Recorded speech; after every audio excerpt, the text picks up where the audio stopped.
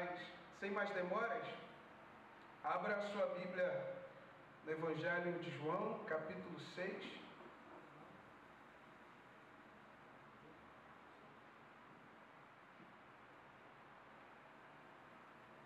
Glória ao Senhor. Louvo a Deus pela vida mais uma vez do pastor Silvio, do pastor Ivani, que confiaram em nós. Estamos aqui dirigindo, falando da palavra e tocando o barco. Que Deus abençoe esses homens de Deus. A vida também do pastor Vando, pastor Hanna, de cada pastor, irmãos, da Comunhão Rara. Que Deus abençoe a vida desses homens de Deus. Capítulo 6, quero ler com vocês a partir do versículo 26. Diz assim: Jesus respondeu e disse-lhes: na verdade vos digo, que me buscais não pelos sinais que vistes, mas porque comeste do pão e vos saciastes. Trabalhai não pela comida que perece, mas pela comida que permanece para a vida eterna, a qual o Filho do Homem vos dará, porque a este o Pai Deus o selou. Verso 28, disseram-lhe, pois, que faremos para executarmos as obras de Deus? Vou repetir.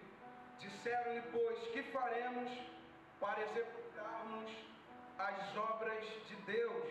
Jesus respondeu e disse-lhes: a obra de Deus é esta, que creiais naquele que Ele enviou. A obra de Deus é esta, que creiais naquele que Ele enviou. Disseram-lhe, pois, que sinal, pois, fazes tu, para que o vejamos e creiamos em ti, que operas tu? Nossos pais comeram o maná no deserto. Como está escrito, deu-lhes a comer o pão do céu. Disse-lhes, pois, Jesus: na verdade vos digo que Moisés não vos deu o pão do céu, mas meu Pai vos dá o verdadeiro pão, porque o pão de Deus é aquele que desce do céu e dá vida ao mundo. Disseram-lhe, pois, Senhor, dá-nos sempre desse pão. E Jesus lhes disse: eu sou o pão da vida. Aquele que vem a mim não terá fome, e aquele que crê em mim nunca terá sede. Mas já vos disse que também vós me vistes, e contudo não credes. Tudo que o Pai me dá virá a mim, e o que vem a mim de maneira nenhuma o lançarei fora, porque eu desci do céu não para fazer a minha vontade, mas a vontade daquele que me enviou. E a vontade do Pai que me enviou é esta, que nenhum de todos aqueles que me deu se perca, mas que o ressuscite no último dia. Último versículo. Porquanto a vontade daquele que me enviou é esta, que todo aquele que vê o Filho e crê nele tenha a vida eterna, e eu o ressuscitarei no último dia. Mais uma vez, você que está em casa, fecha os teus olhos. Pai, a tua palavra foi lida, e nós pedimos ao Senhor que venha falar ao coração de cada ouvinte, Senhor. Que tão somente, Espírito Santo, o Senhor venha convencer, o Senhor venha tratar a cada vida, Senhor, que está nos assistindo, ouvindo a sua palavra. Que nada, Senhor, seja empecilho para que a tua palavra venha crescer e frutificar em cada coração. Que nada venha interromper, Senhor, a tua ação através da sua palavra. Que tão somente, Senhor, tudo possa ocorrer conforme o teu querer e conforme a tua vontade. Amém e graças a Deus.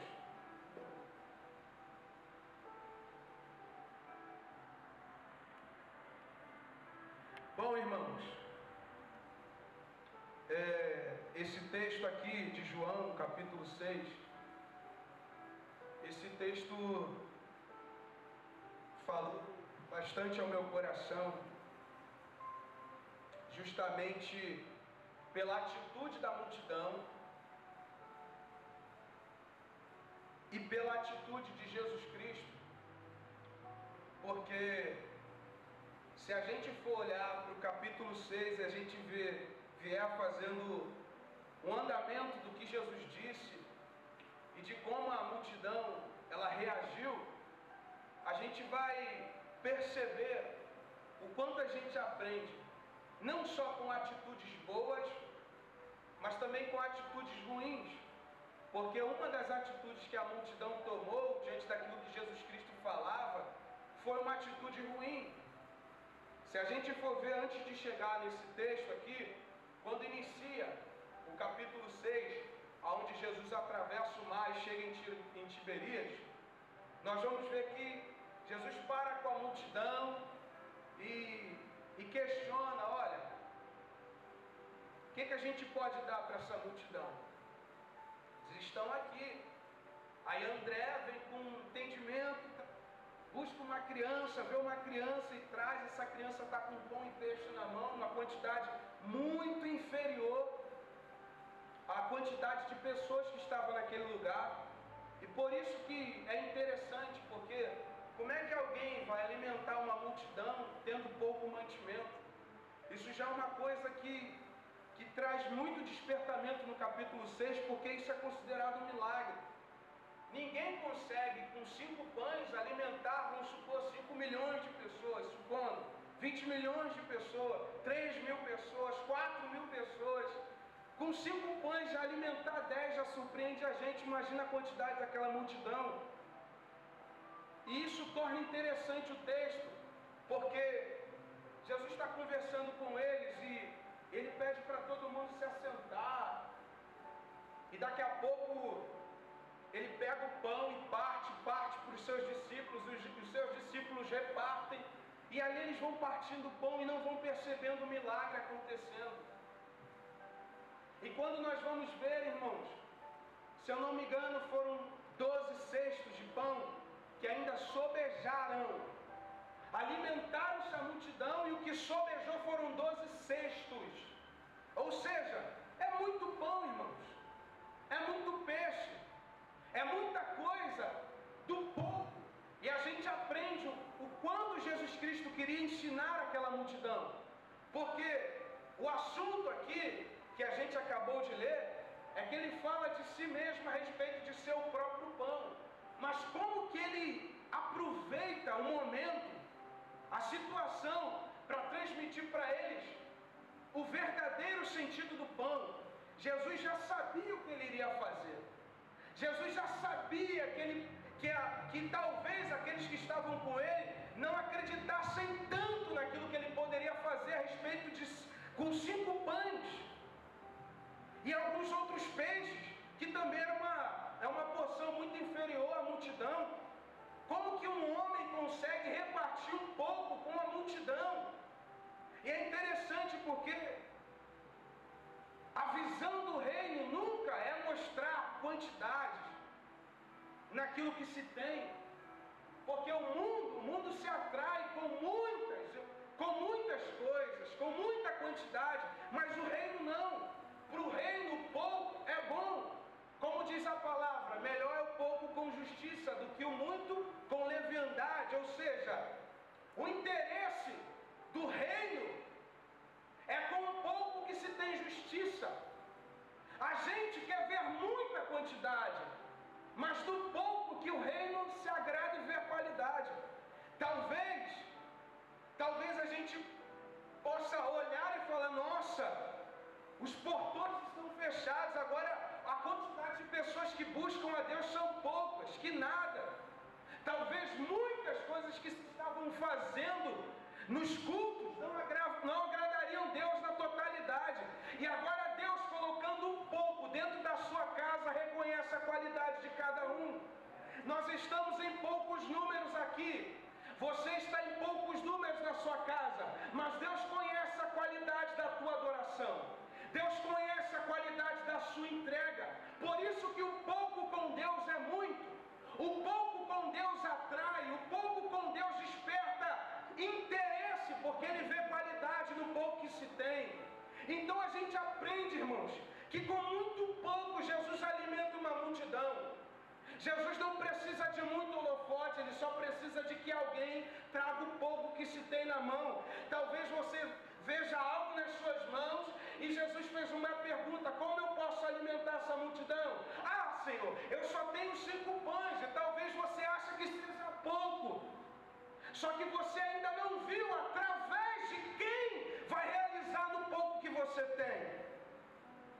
Então a gente começa a aprender, João. A gente começa a aprender, Geraldo.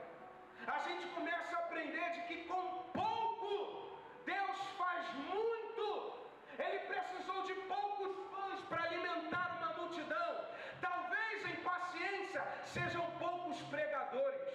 Talvez no Rio sejam poucos adoradores. Talvez em São Paulo sejam poucos adoradores, poucos que oram. Só que Jesus olha para aqueles que têm pouco em suas mãos e vê o quanto eles podem produzir, ainda sendo pouco. Jesus é pouco. Não vai dar para dar conta do Rio, não vai dar para dar conta de paciência, não vai dar para dar conta de São Paulo. Só que ele olha para a qualidade, e quando alguém olha para essa situação, na situação de qualidade, isso surte um efeito diferente.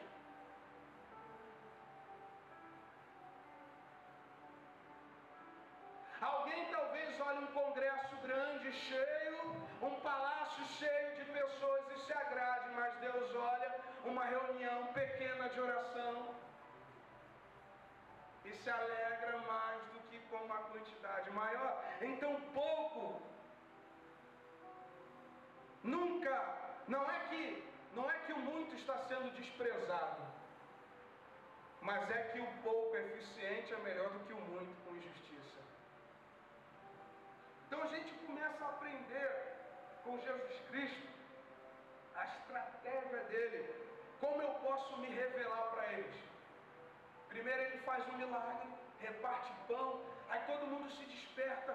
Nossa, esse cara é profeta. Vamos fazer o seguinte, vamos fazer esse homem logo rei, porque alguém com 5 pães, alimentar uma multidão dessa, ele tem que ser profeta. Esse cara deve ser um Deus ou algo do tipo, porque o que ele fez é impossível. Vamos fazer ele rei. Jesus se esquiva. Por quê? Porque o reinado dele não é aqui.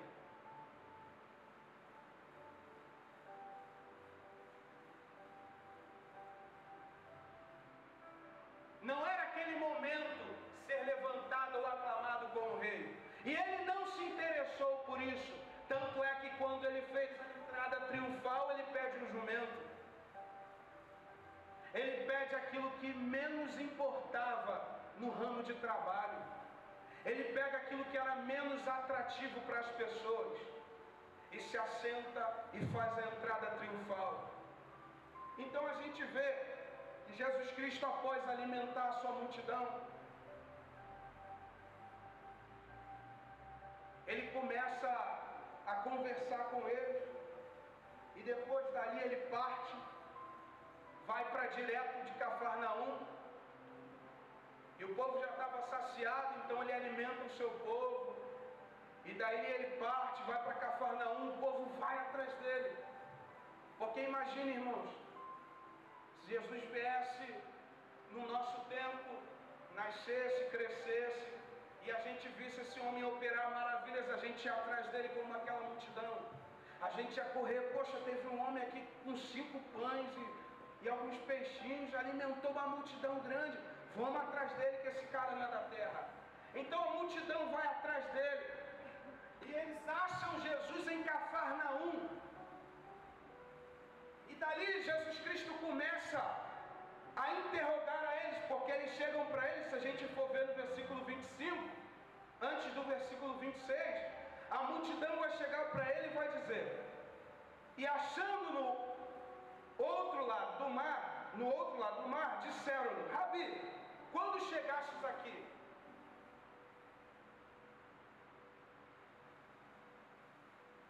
Eles não dizem para Jesus, isso que é interessante, eles não dizem para Jesus qual era a intenção deles de ir atrás dele. Eles só perguntam quando foi que ele chegou no lugar. Mas Jesus, através da sua pergunta, da pergunta deles, sabia o que estava no coração deles. Jesus olha para eles e diz: na verdade, me buscais, não pelos sinais que viste. Olha, ele vai tão no profundo que a gente olha e diz assim: poxa, se ele aparece e faz um milagre, eu corro atrás dele pela maravilha, pelo sinal que ele fez. Só que não foi essa a intenção do povo. Nem o sinal surtiu alguma diferença para eles. Isso é tão interessante, porque, irmão, se sou eu vou atrás desse cara porque ele multiplicou uma pequena quantidade de coisas, alimentou uma multidão. Mas essa multidão não foi por causa do sinal. Eles foram por causa do pão, da comida. E eu comecei a ler isso e me questionei, porque alguém está fazendo o impossível na frente desse povo. Alguém está fazendo aquilo que não se acontece de um dia para o outro. E esse povo olha para o milagre acontecendo, olha para o sinal e mesmo assim rejeita o sinal. O sinal, irmãos, é o exemplo de poder manifestado. Porque só o poder de Deus para transformar uma pequena quantidade em grande. Só que eles não se movem com o poder manifestado. Eles se movem pelo quanto que enche a barriga. E a gente pensa, irmãos, pelo quanto que farta. Falar, irmãos, do que enche a barriga é falar da carne. Ou seja, eu busco a Ele com a motivação errada. Como assim? Alguém está trilhando o caminho, mas automaticamente está trilhando o caminho com a motivação errada. Porque a motivação desses que vão até Ele não é pelo poder manifestado e nem muito menos da pessoa dele, mas é pelo quanto ele sacia a sua carne. Jesus viu no coração deles. É como se eu ouvisse o salmista dizer: Senhor, eu sei que Tu me sondas. Jesus viu que talvez o congresso foi bonito, mas alguém só veio para alimentar a carne. Jesus viu que as reuniões eram grandes, belas, tinham feitiços, tinham muitas coisas atrativas, só que a motivação é errada. Meu Deus.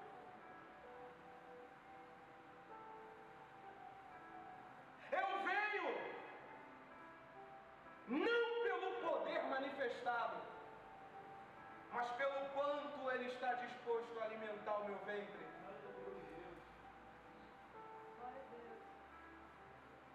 Não, se não alimentar minha barriga, esse Deus não presta para mim.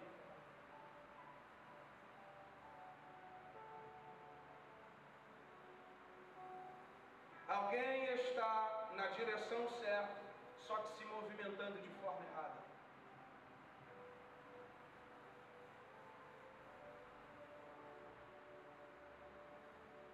Jesus aproveita essa situação. Irmãos, é interessante que Jesus nunca deixou de dizer a verdade no momento certo. Ele não esperou ninguém se encher com pão fermentado para dizer a verdade. Antes da situação se alarmar de forma negativa, ele já deixa a verdade clara. Olha, se vocês querem vir a mim, poxa, ao menos vem pelo poder. Se vocês querem vir a mim, ao menos vem pelo poder, mas vim só por causa do pão, só por causa da comida. Porque ao dizer isso, ele diz: olha, eu vou dar um conselho para vocês, trabalhai, não pela comida que perece, mas pela comida que permanece para a vida eterna. Jesus está dizendo para eles: eu vou dar um propósito para vocês. Eu vou dar um propósito de de vida, porque vocês só se empenhem, trabalhem, não pela comida que perece, mas pela comida que permanece para a vida eterna. Jesus já estava explicando para ele o que era a prioridade.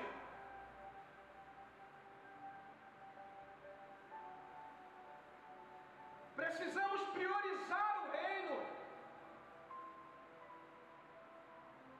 E essa situação que nós estamos enfrentando nos faz pensar de que forma eu me movimento quando o mestre faz alguma coisa. De que forma? Qual é a minha reação? O que eu estou fazendo? O que eu estou pensando? Será que eu estou buscando Ele pelo pão que Ele me dá, para encher minha barriga, meu ventre? Ou eu busco Ele por quem Ele é?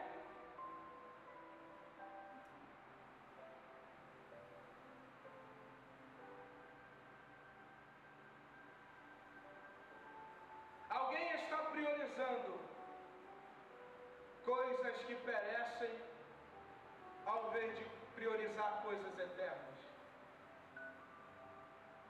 Eu busco não pelo sinal, eu busco pelo pão que enche minha barriga. Se empenhem, trabalhem por aquilo que permanece para a vida eterna, a qual o Filho do Homem vos dará, porque a este o Pai, Deus, o selou. Quer dizer então que Jesus Cristo corrige eles, dá um sentido, uma direção, dá um propósito, dá uma forma certa de se movimentar, mas fala agora qual é o verdadeiro pão. Olha, eu não vou discriminar vocês, mas eu vou dar para vocês um objetivo certo. Busque o pão certo. Busque o alimento correto. Irmãos, quem vive pelo pão que perece nesse mundo está desesperado. Quem só vive nesse mundo pelo pão que enche barriga está desesperado. Está correndo atrás.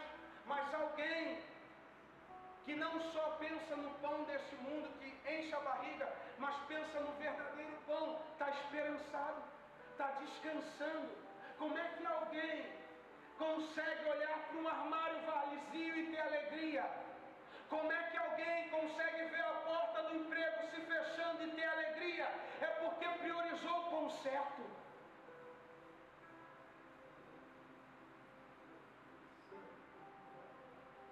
Quando nós priorizamos o verdadeiro pão, descansamos. Jesus disse, irmão, trabalhai, ou seja, se esforcem,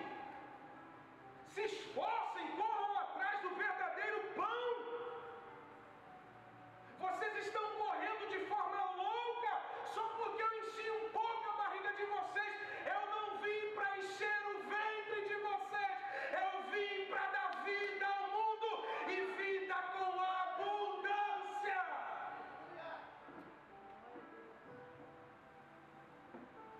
Do que adianta você comer muito pão desse mundo e ainda continuar depressivo? Do que adianta Deus te abençoar, você ter um emprego bom, não ser mandado embora, o armário está farto, mas você é depressivo, melancólico?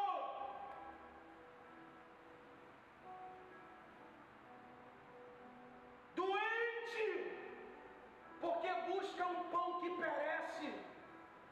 Está desesperado, correndo atrás de remédios, porque prioriza o pão errado. Jesus está explicando, ei, vem a mim, mas se movimenta da forma certa. Vem por causa de mim, não pelo pão que eu realizo, não pelo pão que eu multiplico, mas por mim, que sou o verdadeiro pão.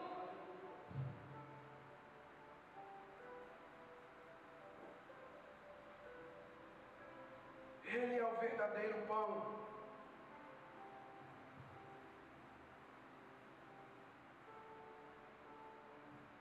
Prioriza a eternidade. Uma das coisas que o irmão disse aqui, um dia,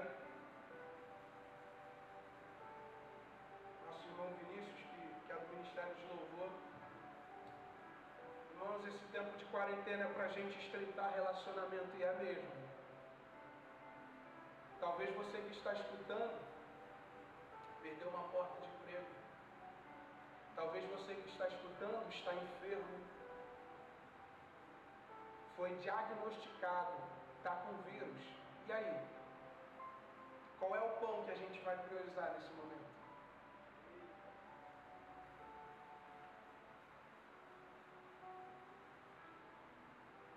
A palavra não está dizendo para você rejeitar o trabalho secular.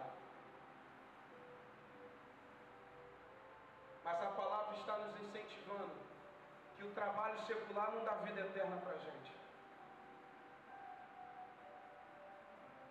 Então eu tenho que largar o meu trabalho? Não. Você tem que entender o que é a prioridade. Eu trabalho nesse mundo, mas eu não sou desse mundo.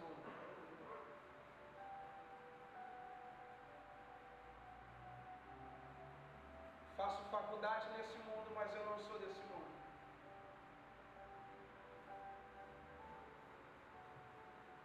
Faço curso nesse mundo, mas eu não sou desse mundo. Por quê? Eu aprendi a priorizar o como certo.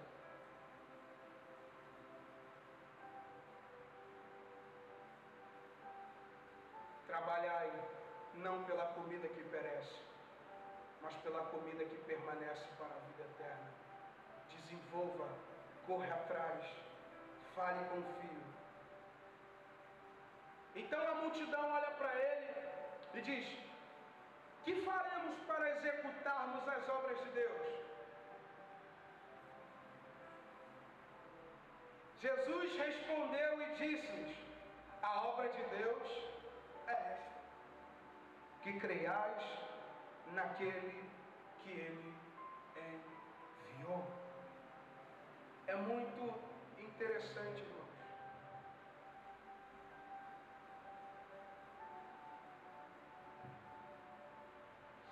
Porque Jesus Cristo dá uma resposta que talvez é a sua pergunta. Você que está em casa, que talvez até nessa caminhada desanimou, se afastou, e você está ouvindo a palavra sendo anunciada, talvez essa seja a sua pergunta. O que eu posso fazer, Deus, para executar as obras de Deus? Quando eu li isso, irmãos, eu mesmo me fiz essa pergunta. O que eu posso fazer? E fiz também a pergunta para o Senhor: o que eu posso fazer para executar a obra de Deus?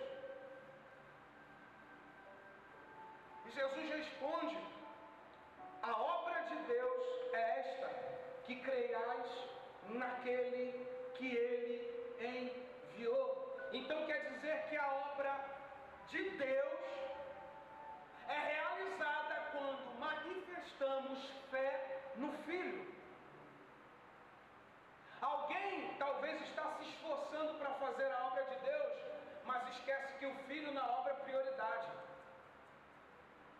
Alguém está fazendo a obra, mas tirou o Filho como prioridade.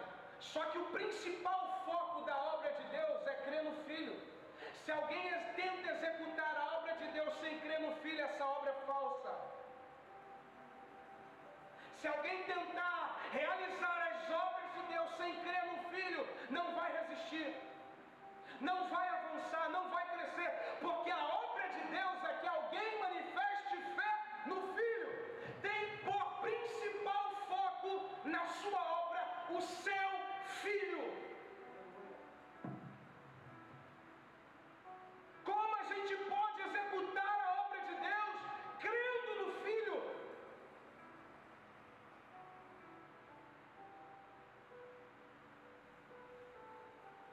E diante dessa reflexão, o Senhor me deu uma frase: quem tem o reino como finalidade, tem o Filho como prioridade. Irmão, se você não prioriza o Filho, você não vai entrar na eternidade. Se você não correr atrás do Filho de Deus, você não vai encontrar o Pai. O que ele diz em João capítulo 14? Ele diz: eu e o Pai estamos ligados. Ninguém vai ao Pai se não for através de mim. Ou seja, a obra que o Pai realiza é a fé que você manifesta em mim.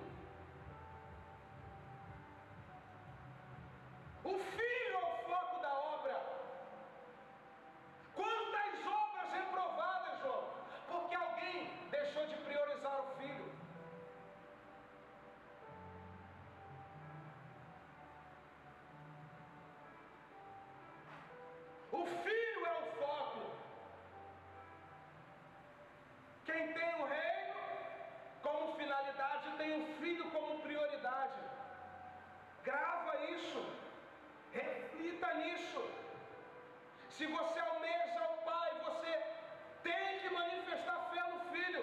Ele não vai te obrigar, mas há uma necessidade de crermos no Filho. O Filho é a prioridade.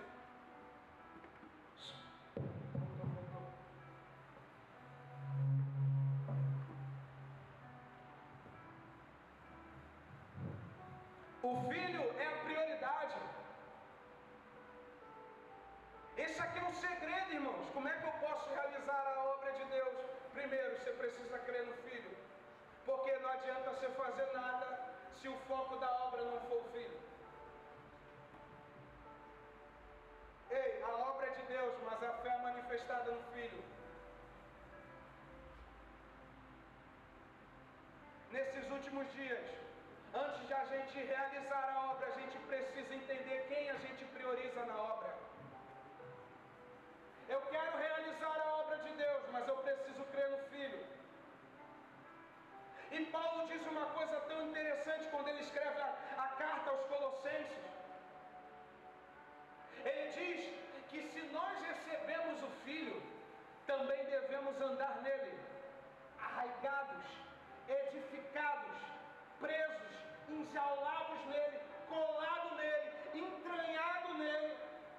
Porque é só assim, irmãos. Se eu creio no Filho, me aproximo do Filho, eu preciso andar diante do Filho. Eu preciso me movimentar conforme o Filho me ordena. Eu preciso priorar o Filho, porque a obra é de Deus, e Deus se volta para o seu Filho, porque a única coisa que salvou a humanidade foi a ação do Filho de Deus.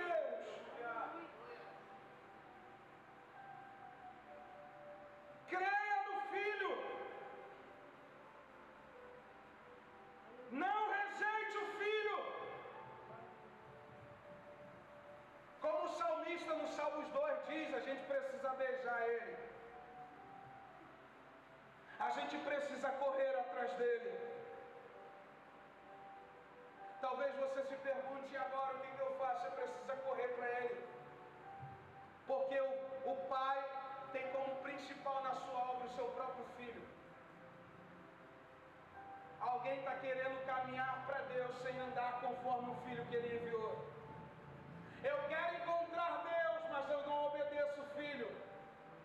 Eu quero ir até Deus, mas eu não cumpro o que o Filho me ordena. Eu quero executar a obra de Deus, mas eu não priorizo o Filho de Deus. Eu quero fazer acontecer, mas quando o Filho me ordena alguma coisa, eu não faço, eu não obedeço o Filho. Ei, se não priorizarmos o Filho, se não crermos no Filho, não executaremos as obras de Deus. Canta, mas não deixa de priorizar o Filho. Ministra, mas não deixa de priorizar o Filho. Sirva, mas não deixa de priorizar o Filho. Porque a obra de Deus é esta: que venhamos crer no Filho que Ele enviou.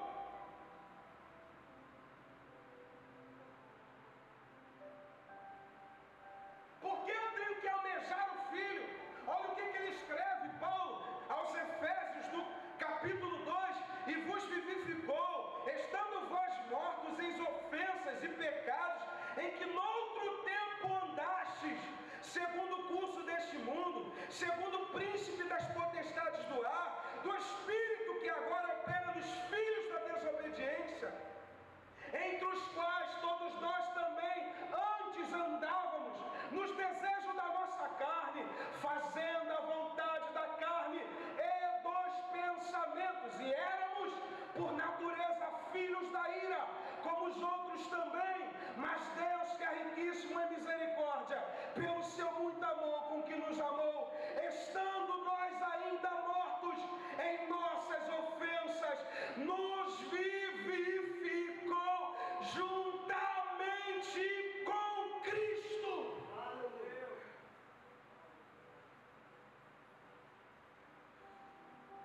Glória a Deus. Glória a Deus. Glória a Deus. Como você vai executar a obra de Deus, você precisa crer mais no Filho que Ele enviou.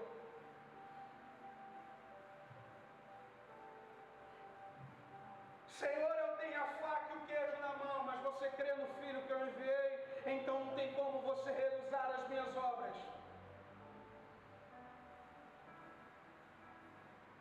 O foco é o Filho. Isso é tão interessante que no capítulo 3 de João, alguém vai chegar para João Batista e vai perguntar para ele: olha, quem é esse que você estava junto com você no Jordão? Quem é esse homem que estava junto com você? A João começa a dizer: olha, eu estou, Batista, preparando o caminho para ele, mas ele é o foco. João estava realizando a obra de Deus, mas o foco no que ele realizava era Cristo, não ele.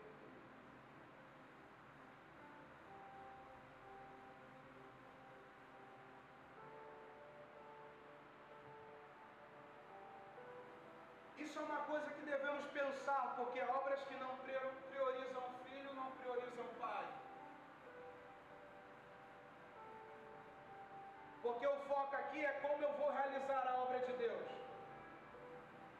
E como eu vou realizar a obra de Deus se o meu foco na obra não é o Filho? Alguém quer executar a obra de Deus por dinheiro e esquece de que na obra de Deus quem tem que ter prioridade é o Filho e não o dinheiro. Por que muitas obras são reprovadas? Porque muitos fazem a obra de Deus sem ter a prioridade, o Filho de Deus.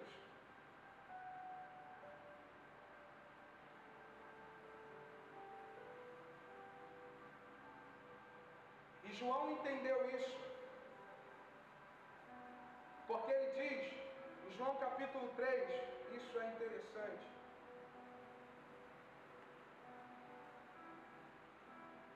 Aquele que vem de cima é sobre todos, aquele que vem da terra é da terra e fala da terra, aquele que vem do céu é sobre todos. E aquilo que ele viu e ouviu, isso testifica. E ninguém aceita o seu testemunho. Versículo 33, aquele que aceita o seu testemunho, esse confirmou que Deus é verdadeiro. Calma aí. Calma aí. Quer dizer que se eu aceito o testemunho do Filho, eu digo que o Pai é verdadeiro.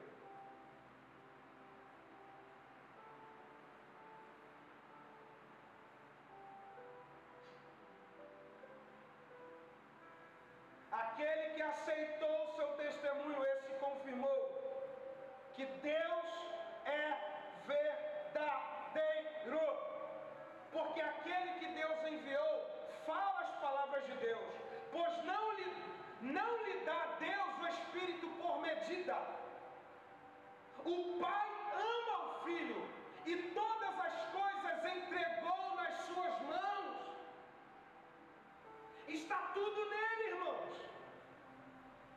O que eu preciso fazer? Eu preciso crer mais no Filho. Aquele que crê no Filho tem a vida eterna, mas aquele que não crê no Filho não verá a vida, mas a ira de Deus sobre ele permanece. Durma sem ter peso na consciência depois de ouvir isso, ou ler isso, ou meditar nisso. O Pai disse: se você quer realizar obras, se você quer realizar as minhas obras, creia no meu Filho. Porque quem não crê no Filho, a ira de Deus paira sobre ele. E olha o que estão fazendo, não só estão deixando de crer, mas estão caçoando do Filho. Estão desprezando o Filho, não honram o Filho. As TVs não honram o Filho. O Filho não glorifica o Filho. Como é que o Pai vai se agradar?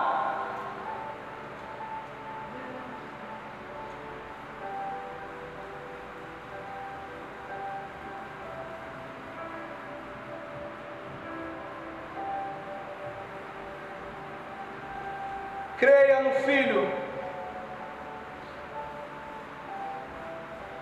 Creia no Filho. E a gente mostra o quanto a gente dá honra ao Pai quando a gente honra o seu Filho. Por que você está falando a respeito disso? Porque é isso que o texto nos ensina. Se o foco na obra é o filho, por que você está deixando ele de lado?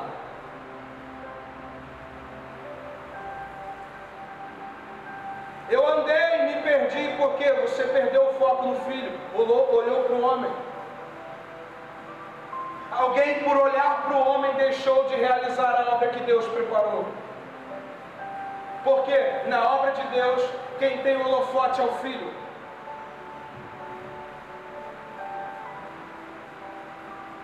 Porque a fé manifestada no filho, as obras de Deus são manifestadas através do seu filho. Através do seu filho fomos sepultados. Através do seu filho fomos vivificados. Através do seu filho fomos justificados. E olha que interessante, sendo pois justificados, temos paz com Deus. Quem foi que nos justificou? Seu filho.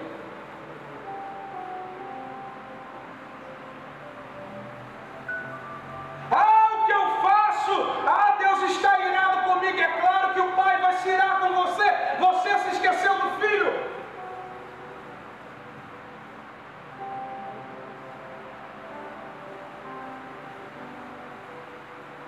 Quem não honra o Pai, ou melhor, quem não honra o Filho, não honra o Pai, porque a honra para o Pai é honrar aquele que Ele enviou.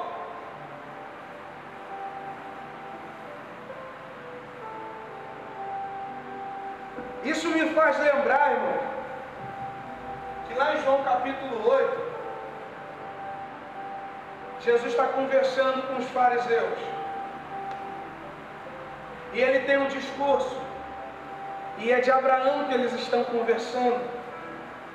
Só que no decorrer do discurso, eles vão dizer: olha, nós não somos filhas de prostituta. Eles dizendo para Jesus, porque Deus é nosso Pai.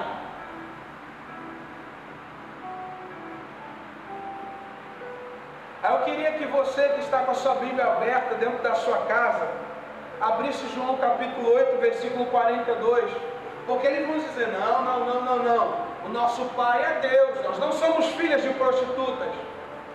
Jesus olha para eles e responde no versículo 42 de João capítulo 8: se Deus fosse o vosso Pai, certamente me amarias, pois que eu saí e vim de Deus, não vim de mim mesmo, mas Ele me enviou. Mais para frente Jesus vai dizer para eles: ei, o pai de vocês não é o Pai Celestial, mas é o diabo. Que isso? Jesus disse isso. Por quê? Porque se eu tenho Deus como Pai, eu tenho seu Filho como espelho. Você que está em sua casa, você que tanto diz: Deus é meu Pai, tá bom, se Ele é seu Pai, então aceite o Filho.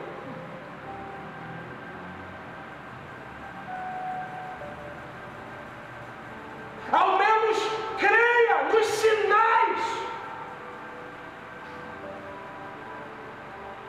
Prioriza Ele, busca Ele, corra atrás dEle, porque o foco é Ele. Ele é o teu passaporte para a eternidade, e você está jogando de lado a vida eterna, porque deixou de amar a Deus através do seu amor manifestado no Filho.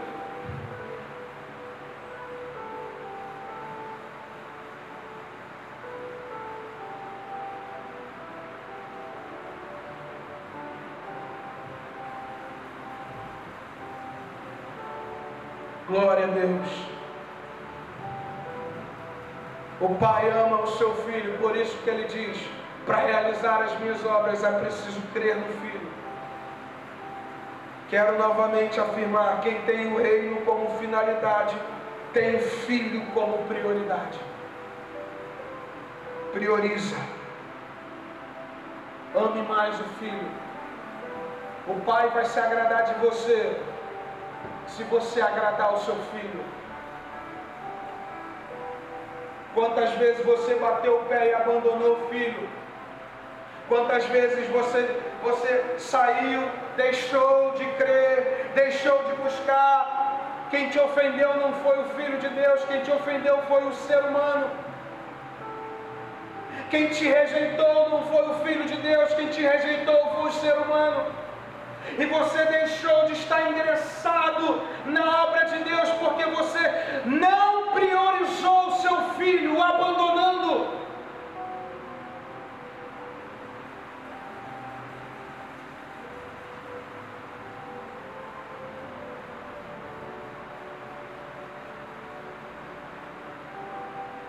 Quem você tem priorizado?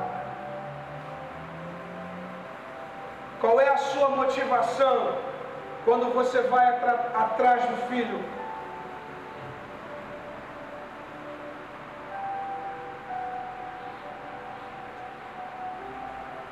Glória a Deus. Vamos lá?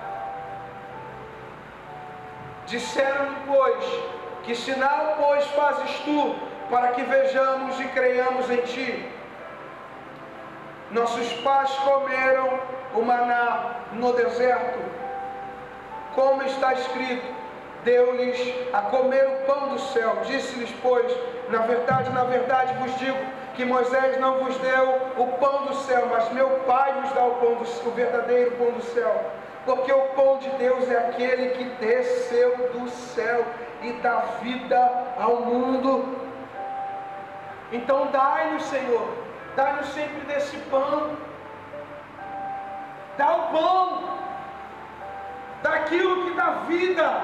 Ali diz, então está aí o meu filho.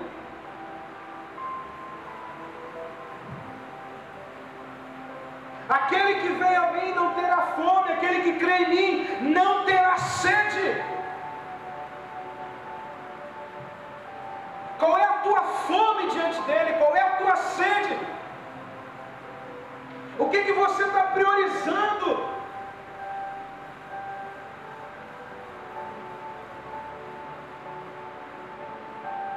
O povo caminhou 40 anos no deserto e não priorizou a Deus. Isso é um absurdo. Deus te tira do lamaçal do pecado, Deus te arranca do Egito, te leva para um deserto que tem ar-condicionado, te leva para um deserto que tem aquecedor de noite, te dá pão na hora que você está com fome e você deixa de priorizá-lo.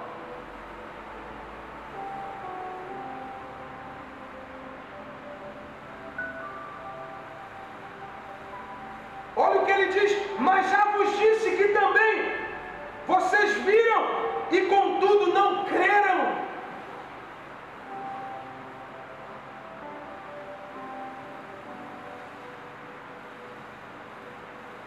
Quer dizer que alguém, isso que choca, porque alguém ainda sendo alimentado, ainda sendo sustentado, ainda sendo libertado, não crê no Filho.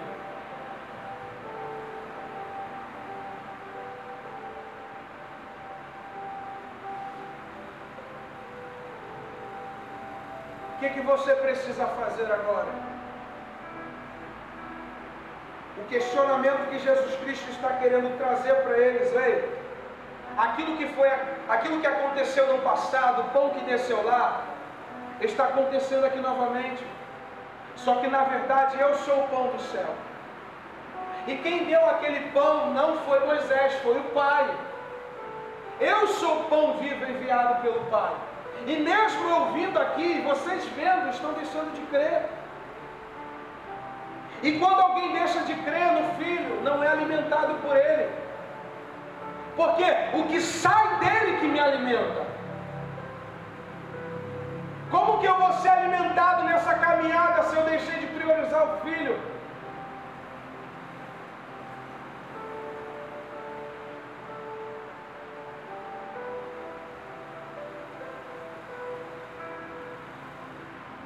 Prioridade.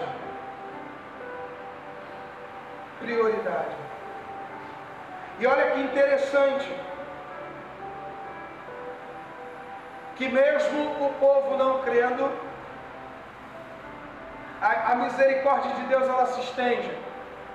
Aí o que ele diz: tudo que o Pai me dá virá a mim, e o que vem a mim, de maneira nenhuma o lançarei fora, porque eu desci do céu, não para fazer a minha vontade, mas a vontade daquele que me enviou. E qual é a vontade daquele que me enviou? Que nenhum de todos aqueles que me deu se perca. Você precisa entender isso. Que o Espírito Santo está convencendo você, mas não por causa de você.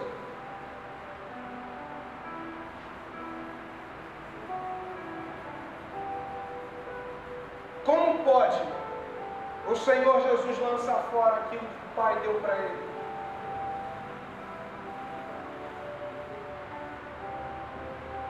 Ele diz que o que o Pai deu para ele, de forma alguma, ele lançará fora.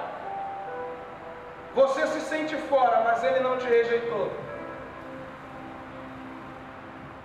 Priorizá-lo, mas ele não te rejeitou. Porque aqueles que o Pai me deu, aqueles que vêm a mim, jamais eu lançarei fora. A vontade do Pai é essa. Você que se sente afastado, talvez você está se sentindo esquecido, mas não é isso. O Pai não rejeitou você, o Pai deu você para o Filho. Você se sente rejeitado, mas Ele não te rejeitou.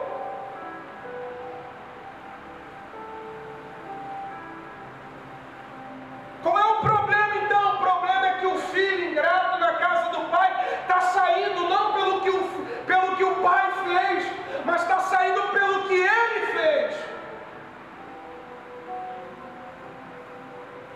E aquilo mostra muito para a gente, porque alguém, irmãos, vai pegar a herança, vai desprezar o pai, vai sair de casa, vai rejeitar o que o pai está dando. Simplesmente porque decidiu sair. Sair por quê?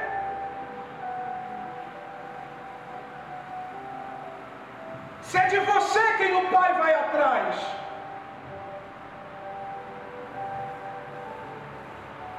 Ele está dizendo: eu desci do céu não para fazer a minha vontade, mas a vontade daquele que me enviou.